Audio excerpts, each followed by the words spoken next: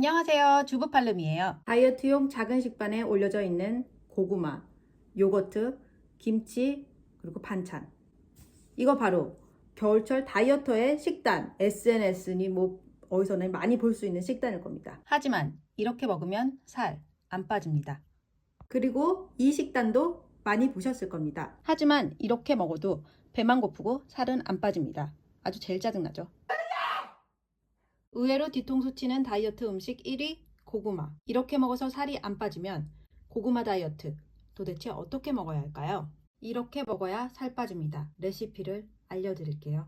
여기서 고구마는 한 150g 정도만 쓸 거예요. 반 정도. 요거는 다음 식사. 자, 이걸 한 끼 식사에 다 먹으면 살이 찔 수밖에 없습니다. 이게 거의 700, 800g 정도 되거든요. 한 200g 정도 보통 먹어도 되는데요. 주먹에 딱 들어가는 고구마가 200g인데 이건 좀 크니까 또 여기서 또 다른 식이섬유 합칠 거여서 150g 정도를 쓸 거예요. 고구마. 여기 좀 잘라서 쓰면 됩니다. 한 150g 정도 고구마.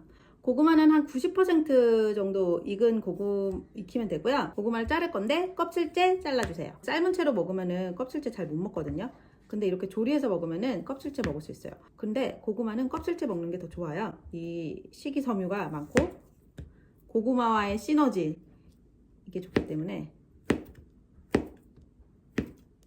고구마를 이렇게 썰었습니다. 자, 그리고 양배추는 한 8분의 1 이 정도만 있으면 돼요. 그래서 이걸 잘게 자릅니다.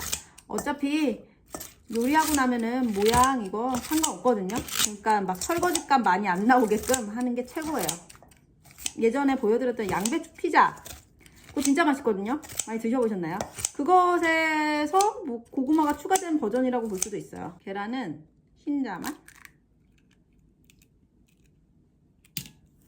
여기에 나중에 치즈 들어갈 거기 때문에 너무 노른자까지 하면 칼로리가 높아지거든요. 그러니까 흰자만 넣어줍니다. 올리브유 반 스푼을 넣고 올립니다. 여기서 기억해야 할 것은 기름은 최소화해야 한다는 것.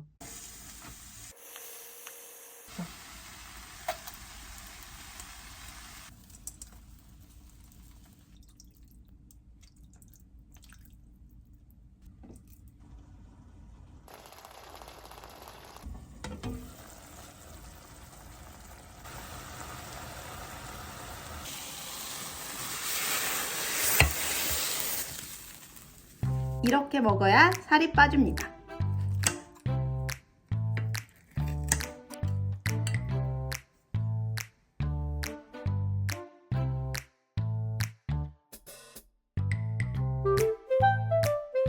맛있어요? 살 빠져요.